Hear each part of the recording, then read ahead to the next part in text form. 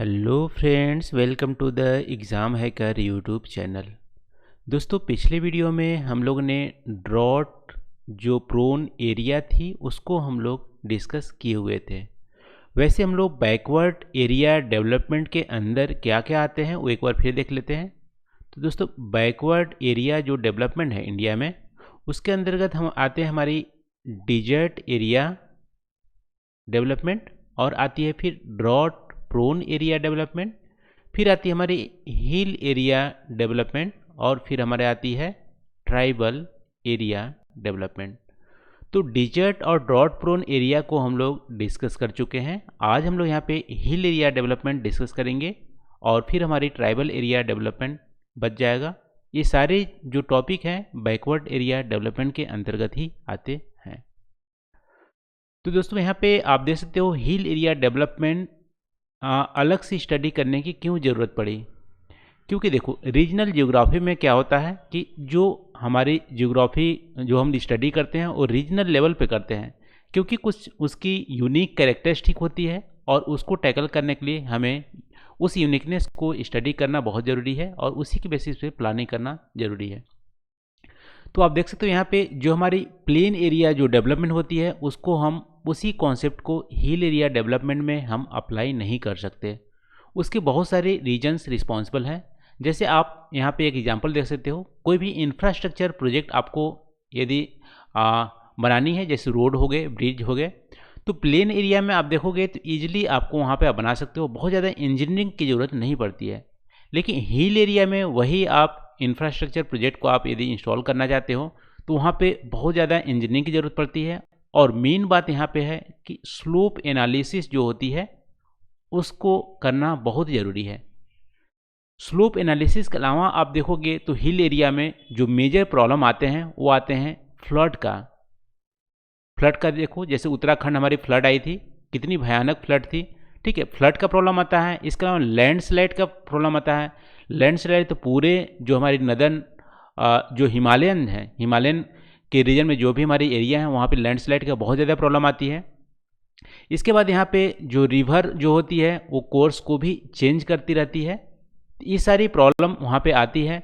तो आप इंफ्रास्ट्रक्चर वहाँ पे बनाओगे तो ऐसा इंफ्रास्ट्रक्चर बनाना पड़ेगा जिसमें कि फ्लड की जो हमारी चांसेस है वो मिनिमाइज हो।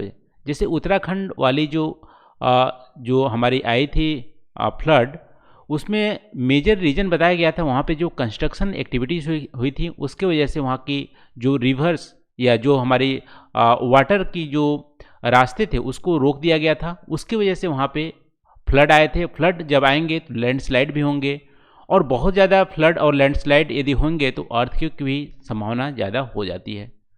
तो मेजर प्रॉब्लम हमारे हिल एरिया में अलग ही देखने मिलती है, इसलिए अलग से हमको प्लानिंग करने की ज़रूरत है।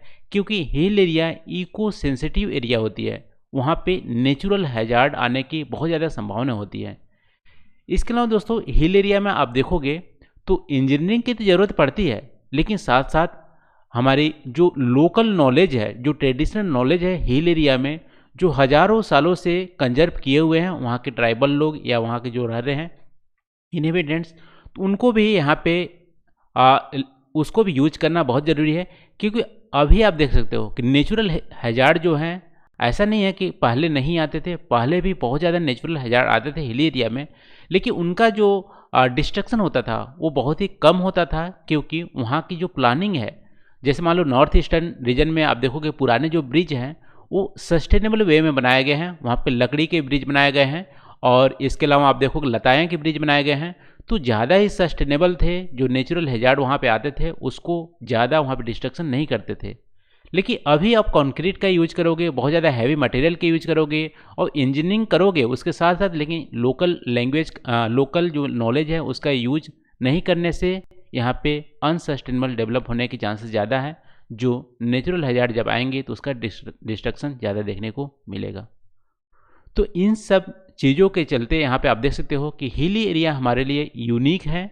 और इंडिया में देखोगे तो हिली एरिया लगभग में पूरे इंडिया के 21% के आसपास हमारे एरिया हमारे हिली एरिया में आता है।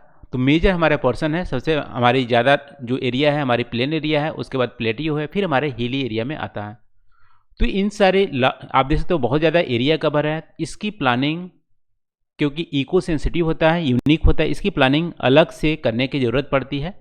ठीक है, तो चलो दोस्तों, आज का हम लोग हिल एरिया डेवलपमेंट हम लोग देख लेते हैं। गवर्नमेंट ने यहाँ पे कौन कौन सी स्टेप्स उठाए हुए हैं हिल एरिया को डेवलप करने के लिए।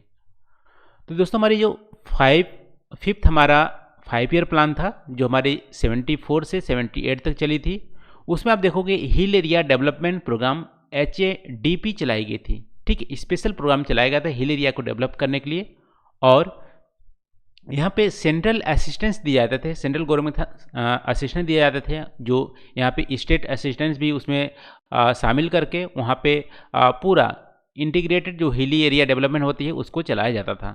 ठीक है, सेंट्रल असिस्टेंस इसमें दिए जाते थे हिली एरिया डेवलपमेंट प्रोग्राम के तहत, जो हमारी 5वां 5 ईयर प्लान में स्टार्ट हुआ था।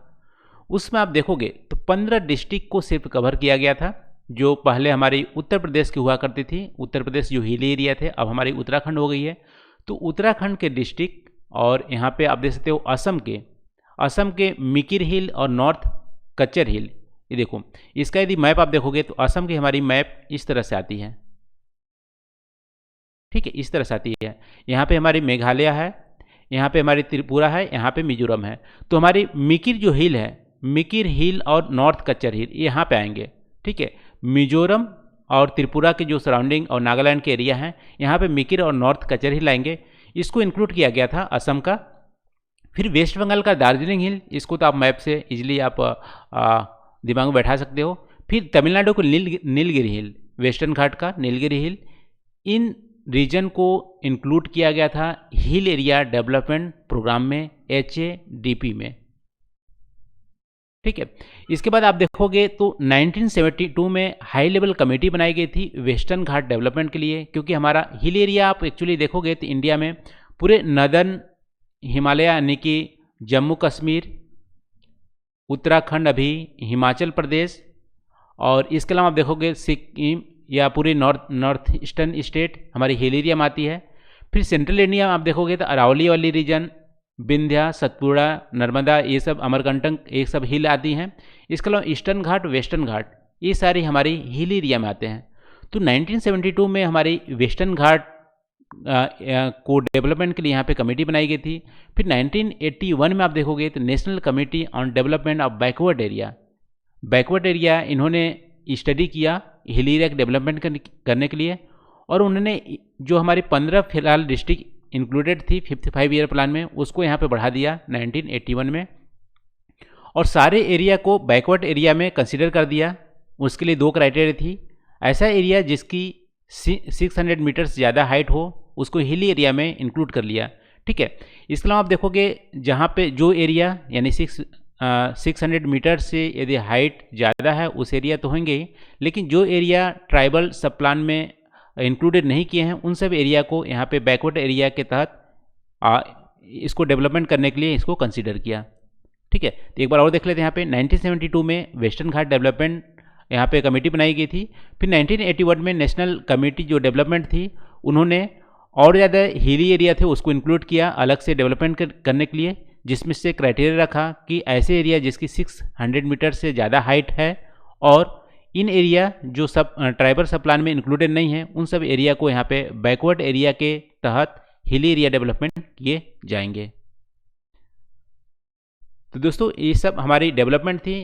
अब प्रॉब्लम आप देखोगे हिल एरिया में यूनिक प्रॉब्लम है, जैसे कि वहाँ पर आप देखोगे तो डिफॉरेस्टेशन बहुत ज़्यादा हो रही है, क्योंकि अभी जो हमारी 40% जो हमारी टोटल फॉरेस्ट कवर है इंडिया का, वो आपको हिली एरिया में ही देखने को मिलेगा।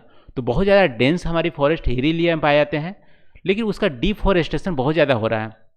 अभी आप देखोगे रिसेंट जो हमारी 2011 की जो हमारी फॉरेस्ट की जो हमारी सेंसस थी, उसमें आप देखोगे तो नॉर्थ ईस्टर्न स्टेट में बहुत ही ज़्यादा डिफॉरेस्टेशन हो रहा है। ठीक है, इसके लिए आप बोल सकते हो हाई पॉपुलेशन, वहाँ पॉपुलेशन डेंसिटी बढ़ रही है और शिफ्टिंग कल्टीवेशन हो रहा है। इसके अलावा कॉमर्शियल एक्सप्लॉइटेशन हो रहा है। इसकी वजह से डिफॉरेस्टेशन हमारी हिली एरिया में बढ़ रही है, जो हमारी इन्वायरमेंट के लिए अच्छी बात नहीं है। वैसे ही इको सेंसिटिव हमारी हिली एरिया है, वहाँ पे लैंडस्लाइड होने के चांसेस ज़्यादा होते हैं। ठीक है, तो डिफॉरेस्टेशन वहाँ पे बढ़ रही है। अब डिफॉरेस्टेशन बढ़ेंगी तो एनिमल एनिमल ग्रेजिंग भी तो बढ़ ही रही है, एनिमल तो बढ़ ही रहे हैं, ठीक है। तो डिफॉरेस्टेशन बढ़ रही है और उसके चलते ओवर ग्रेजिंग भी हो रही है, तो हमारे जो छोटे छोटे प्लांट्स हैं, छोटे छोटे जो घास फूस हैं वो भी हमारी ख़त्म हो जा रहे हैं और हमारी बड़े पेड़ भी खत्म हो जा रहे हैं, फॉरेस्ट भी खत्म हो जा रहे हैं। अब दोनों चीज़ें यहाँ पे आप डिप्लीट होंगी तो क्या होंगी, सॉइल इरोजन होंगी। अब सॉइल इरोजन होंगी तो लैंडस्लाइड भी चांसेस ज़्यादा होते हैं, तो वहाँ पे नेचुरल हैजार्ड आने के चांसेस ज़्यादा हैं। सॉइल इरोजन होंगे, हमारे जो वहाँ के जो रिवर्स चैनल हैं उसमें सिल्टिंग होगा, यानी कि सिल्ट ज़्यादा जमा हो जाएगा, सॉइल इरोजन होगा तो रिवर चैनल में ब्लॉकेज आ जाएंगे। रिवर चैनल में ब्लॉकेज आएंगे तो वहाँ के आप देख सकते हो कि फ्लड आने के चांसेस ज़्यादा हैं। और फ्लड और रिवर चैनल के ब्लॉकेज आएंगे तो हमारे रिवर्स की जो कोर्स हैं वो भी चेंज होने लगेंगे, यानी डायरेक्शन चेंज हो जाएंगे और भी यहाँ पे फ्लड आने के चांसेस ज़्यादा हो जाते हैं। और इसके अलावा कि जो सॉइल होती है उसकी भी मॉइस्चर की कमी हो जाती है और वाटर सोर्स जो होते हैं, जैसे छोटे छोटे जो आप तालाब वालब होते हैं उसमें इरोजन होने से सिल्टिंग ज़्यादा हो जाएंगे, यानी भर जाएंगे, तो उसकी वजह से वाटर जो सोर्सेस हैं वो भी हमारे डिप्लीट हो जाएंगे। तो इन सारे प्रॉब्लम आती है हमारे हिल एरिया में, जो कि हमारी अनसस्टेनेबल डेवलपमेंट है, क्योंकि डिफॉरेस्टेशन चलते ये सब प्रॉब्लम आने लगी हैं। इसके अलावा मान लो शिफ्टिंग कल्टीवेशन करते हैं या हमारी इरोजन हो जाएंगी तो सॉइल की प्रोडक्टिविटी हमारी कम हो जाएंगी। सॉइल की प्रोडक्टिविटी कम होंगी तो वहाँ की जो एग्रीकल्चर, जो आप देखोगे हिल एरिया में मेन इकोनॉमिक एक्टिविटीज़ क्या है, एग्रीकल्चर एंड एलाइड जो एक्टिविटीज़ है, जैसे सीप रियरिंग, गोट रियरिंग, तो ये सारी चीज़ें वहाँ पे कम हो जाएंगी। अब ये सारी चीज़ें कम हो जाएंगी तो लाइवलीहुड का जो सोर्स है वो वहाँ पे कम हो जाएगा। इसकी वजह से हंगर और मालन्यूट्रिशन की प्रॉब्लम आएंगी। और इसके अलावा आप देख सकते हो यहाँ पे कि जो सिलेक्टेड मेल माइग्रेशन है वो होने लगेगी, क्योंकि यहाँ पे इकोनॉमिक एक्टिविटीज़ के लिए कुछ रोजी रोटी बचेगा ही नहीं, तो माइग्रेशन यहाँ से ज़्यादा होने लगेगा, आउट माइग्रेशन होने लगेगा। इसकी वजह से डेमोग्राफिक चेंजेस भी आएंगे। तो यहाँ पे इसके अलावा नेचुरल हैजार्ड जैसे लैंडस्लाइड ज़्यादा चांसेस होती है हमारे हिमालयन रीजन में। अर्थक्वेक प्रोन एरिया भी है हमारे हिमालय रीजन। फ्लड हम लोग देख लीजिए, केरला में भी फ्लड आए थे, वेस्टर्न घाट में बहुत ज़्यादा माइनिंग्स करने वजह से केरला में फ्लड आए थे। और इसके अलावा आप देख सकते हो उत्तराखंड में फ्लड जो आए थे, ये सारी हमारी नेचुरल हैजार्ड हिली रीजन में पाई जाती हैं। और जो डैम बन रहे हैं और जो माइनिंग हो रहे हैं उसकी वजह से यहाँ पे जो लैंड की शॉर्टेज हो जा रही है, जो हमारी ट्रेडिशनल जो ट्राइबल एरिया रह रहे थे उनकी लैंड की शॉर्टेज हो जा रही है। जो एग्रीकल्चर पे डिपेंडेंट थे वो लैंड के शॉर्टेज होने चलते यहाँ पे फोर्स माइग्रेशन यहाँ पे होने लग रहा है। ठीक, ये भी हमारी प्रॉब्लम है। इसके अलावा वहाँ पे इंफ्रास्ट्रक्चर को डेवलप करना, मॉडर्न इंफ्रास्ट्रक्चर डेवलप करना बहुत ही ज़्यादा टफ होता है, तो बेसिक इंफ्रास्ट्रक्चर की भी कमी हमारी हिल एरिया में देखने को मिलती है। तो ये हमारी सारे प्रॉब्लम हैं। इसी प्रॉब्लम को दूर करने के लिए जो हमारे स्कीम चलाए गए थे, जो हिल एरिया डेवलपमेंट जो हमारी प्रोग्राम थी HADP, इन्हीं सारी प्रॉब्लम को दूर करने के लिए चलाया गया था। तो इनके ऑब्जेक्टिव देख सकते हो, जो हिल एरिया डेवलपमेंट प्रोग्राम थे वो इको रिस्टोरेशन, यानी जो इकोलॉजी है उसको रिस्टोर करना, जो हमारी डिफॉरेस्टेशन हो रहे हैं फिर से एफॉरेस्टेशन करना, और जो इरोजन के प्रॉब्लम है उसको दूर करना। इको डेवलपमेंट, जो डेवलपमेंट है वो सस्टेनेबल हो, क्योंकि उस समय जो हमारी सस्टेनेबल का कॉन्सेप्ट नहीं था, इको डेवलपमेंट टर्म यूज हुआ करती थी। तो इकोलॉजिकल डेवलपमेंट करने का प्रयोजन था। इको प्रिजर्वेशन, जो हमारी वहाँ पे जो हमारे रिसोर्सेज हैं, इकोलॉजी जो रिसोर्सेज है उसको प्रिजर्व करना, और सोशियो इकोनॉमिक डेवलपमेंट करना है पीपल का, और हमारी जो मेनलैंड है डेवलपमेंट में उसको इंटीग्रेट करना। फिर यहाँ पे इसके अलावा भी पीपल का पार्टिसिपेशन भी इंश्योर करना। ये सारी ऑब्जेक्टिव थी हमारी हिल एरिया डेवलपमेंट का। क्या क्या? Eco restoration, eco development, eco preservation, socio economic development and integration of people. तो इन सारे ऑब्जेक्टिव के तहत जो हमारी हिल एरिया डेवलपमेंट थी उसकी स्ट्रेटजी देख लेते हैं। तो स्ट्रेटजी में आप देखोगे तो हमारी जो प्लान बनाई गई थी उसमें स्टडी किया था टोपोग्राफिकल का, इकोलॉजिकल का, सोशल और इकोनॉमिक कंडीशन। इन सारी जो पर्सपेक्टिव थी इसको ध्यान में रखते हुए यहाँ पे हिल एरिया डेवलपमेंट चलाया गया था। आप देखोगे तो नीलगिरी जो, वैसे आप देखोगे हिल एरिया जो डेवलपमेंट थी वो एक यूनिफॉर्म सब जगह स्ट्रेटजी अपनाई नहीं गई थी। मेन ऑब्जेक्टिव तो अपनाए गए थे लेकिन यूनिफॉर्म स्ट्रेटजी अपनाई नहीं गई थी। जो हमारी नदर्न हिमालय थे वहाँ पे अलग स्ट्रेटजी अपनाई गई थी, नॉर्थ ईस्टर्न में अलग स्ट्रेटजी अपनाई गई थी, सेंट्रल इंडिया के जो हिल एरिया थे उनका अलग स्ट्रेटजी अपनाई गई थी, सदर्न इंडिया के जो हिल एरिया है उनकी अलग स्ट्रेटजी अपनाई गई थी। तो आप देखोगे नीलगिरी जो हिल एरिया डेवलपमेंट है वहाँ पे वाटर शेड को बेसिस मान के वहाँ पे डेवलपमेंट करने की कोशिश किया गया था। और वाटरशेड की जो बाउंड्री थी उसको डिमार्केट किया गया था रिमोट सेंसिंग टेक्नोलॉजी से, जो इसरो द्वारा डेवलप किया गया था। तो वहाँ पे आप देखोगे तो नीलगिरी हिल में बहुत सारे वाटरशेड बेस्ड डेवलपमेंट किए गए थे, जैसे कि कुछ एग्जांपल यहाँ पे भावनी जो रिवर है, मोयार, काबनी, ये मेजर हमारी वाटरशेड वहाँ पे थी। और वाटरशेड की बाउंड्री को डिमार्केट करके वहाँ पे सस्टेनेबल प्लानिंग की गई थी नीलगिरी हिल एरिया डेवलपमेंट के तहत। इसके अलावा आप देखोगे तो जो कुछ हिली एरिया हैं वहाँ पे हॉर्टिकल्चर पे ज़्यादा ध्यान दिया गया था, प्लांटेशन वर्क पे ज़्यादा ध्यान दिया गया था, एनिमल हस्बेंड्री, पोल्ट्री, क्योंकि ये सारी चीज़ें वहाँ पे बेसिक इकोनॉमिक एक्टिविटीज़ में आती हैं। हिल एरिया में ऐसा नहीं कि इंडस्ट्रीज लगे होते हैं और बहुत सारे वहाँ पे सर्विस सेक्टर इन्वॉल्व है, ऐसा कुछ नहीं होता। एक सर्विस सेक्टर में आप देख सकते हो कि सिर्फ टूरिज्म की जो सेक्टर है वही इन्वॉल्व होती है हिल एरिया में। इसके अलावा एग्रीकल्चर पे जो भी हमारी एक्टिविटीज़ है, जैसे हॉर्टिकल्चर हो गया, प्लांटेशन हो गया, एनिमल हस्बेंड्री हो गया, पोल्ट्री हो गया, फॉरेस्ट्री हो गया, और कुछ हमारी स्मॉल स्केल और विलेज इंडस्ट्रीज हुआ करती थी जो फॉरेस्ट के प्रोडक्ट के बेसिस पे रहती थी। इन सारी चीज़ों को एम्फसाइज किया गया वहाँ पे इकोनॉमिक एक्टिविटीज़ को बढ़ाने के लिए। और इको रिस्टोरेशन करने के लिए एफोरेस्टेशन वर्क भी किए गए, और जो मॉनिटर करता था विलेज लेवल जो पंचायत होती है उसको मॉनिटर करती थी एफोरेस्टेशन वर्क को। और इसके अलावा एग्रीकल्चर डेवलपमेंट होता था, उसके लिए एग्रो क्लाइमेटिक जोन बनाए गए थे जो वहाँ की इकोलॉजी को ध्यान रखते हुए, क्लाइमेट को ध्यान में रखते हुए डिमार्केट किया गया था हिली एरिया को। इसके अलावा दोस्तों वहाँ पे जो नॉन कन्वेक्शनल एनर्जी सोर्सेज थे, जैसे कि इसके अलावा जैसे मान लो आप देखोगे कोयला का यूज ना करना और लकड़ी का यूज ना करना, इन सारी चीज़ों के अलावा जो वहाँ पे रिसोर्सेज थे उस पर ज़्यादा ध्यान दिया गया था। और रबर हमारी जो प्लांटेशन थी एक बहुत ज़्यादा सक्सेसफुल रही है। बहुत सारे हिली एरिया में आप देखोगे रबर के प्लांटेशन चलते हैं, वहाँ की जो सोशियो इकोनॉमिक स्टेटस है वो अच्छी हुई है, एक कैश क्रॉप के रूप में इसके पैसे वैसे जो हिली एरिया में ज़्यादा इनको मिलते थे रबर की प्लांटेशन करने से। फिर टूरिज्म सेक्टर डेवलपमेंट के लिए भी काम किया गया, इको टूरिज्म पे ज़्यादा ध्यान दिया गया। और माइनिंग यदि हिली एरिया में की जा रही है तो उसके लिए एडिक्वेट सेफगार्ड या प्रोविजन बनाया गया, क्या क्या आपको चेक करने हैं उसके बाद ही वहाँ पे माइनिंग करने हैं। तो इन सारे चीज़ों को दोस्तों हिल एरिया डेवलपमेंट में ध्यान रखा गया था।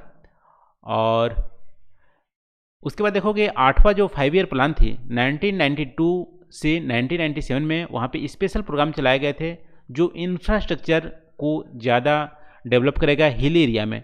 तो पहले हम लोग देखे थे 5 ईयर प्लान में क्या किया था, लॉन्च किया गया था, लेकिन 6-7 जो हमारे 5 ईयर प्लान थे उसमें से प्लांटेशन या एग्रीकल्चर डेवलपमेंट के लिए ज़्यादा ध्यान दिया गया था, एफोरेस्टेशन में ज़्यादा ध्यान दिया गया था।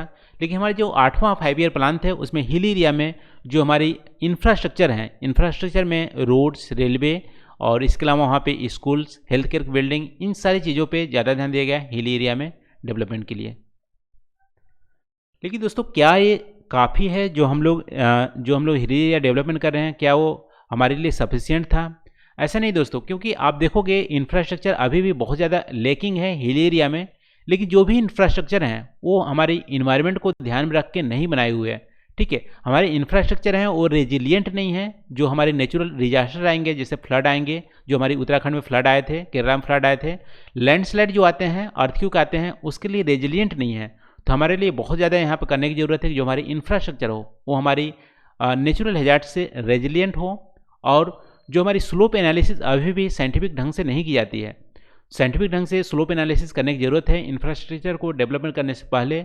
और उसके अलावा जो लोकल नॉलेज है, इंजीनियरिंग तो करने की ज़रूरत है, यानी कि जो हमारी इंजीनियरिंग है, जो हमारी अभी लेटेस्ट नॉलेज है उसकी ज़रूरत है ही, लेकिन लोकल नॉलेज है जो वहाँ पे जो लोग हैं जो प्रिजर्व किए हुए हैं उसको भी यूज करने की ज़रूरत है। क्योंकि लोकल नॉलेज की जो हमारी बहुत ही ज़्यादा पुराना है और प्रूवन है, क्योंकि हज़ारों साल से हमारी प्रूवन है लोकल नॉलेज जो हमारे नेचुरल हैजार्ड को ओवरकम करने के लिए यूज होते हैं, तो उनको भी यूज करना बहुत ज़रूरी है हमारी कोई भी डेवलपमेंट वहाँ पे कर रहे हैं। तो इसके अलावा देखोगे तो हमारी जो लॉन्ग टर्म जो इम्पेक्ट है डेवलपमेंट को, उसको भी स्टडी करने की ज़रूरत है हिल एरिया में कि हमारी जो हम डेवलपमेंट कर रहे हैं उसके लॉन्ग टर्म क्या इफेक्ट होंगे, उसको भी सबसे पहले एनालिसिस करने की ज़रूरत है।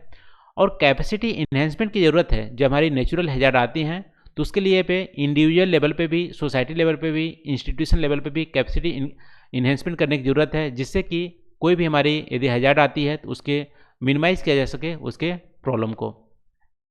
इसके अलावा आप देखोगे तो एम्प्लॉयमेंट जनरेशन और भी यहाँ पे इकोनॉमिक एक्टिविटीज़ बढ़ाने की ज़रूरत है, क्योंकि यहाँ पे माइग्रेशन बहुत ज़्यादा हो रही है। Selective male migration hill area में ज़्यादा देखने को मिलती है, क्योंकि वहाँ पे इकोनॉमी जो एक्टिविटीज़ है mainly agriculture and allied activities मिलती है। इसको हम बढ़ा के सर्विस सेक्टर वाली जो इंडस्ट्रीज है, जैसे आईटी की इंडस्ट्रीज, हम हिल एरिया में वहाँ पे बढ़ा सकते हैं, क्योंकि क्लाइमेट भी अच्छी होती है, सब कुछ सुविधा भी उपलब्ध है। लेकिन बस यही करना है कि प्लान अच्छे से करना है, तो और भी इकोनॉमिक एक्टिविटीज़ हिल एरिया में हम बढ़ा सकते हैं। तो ये रहा दोस्तों हमारी हिल एरिया डेवलपमेंट के तहत हम क्या क्या कर सकते हैं और क्या हमने किया है। स्ट्रेटजी देखे थे, हिल एरिया डेवलपमेंट की ऑब्जेक्टिव देखे थे, और क्या मेजर प्रॉब्लम्स आते हैं हिल एरिया में।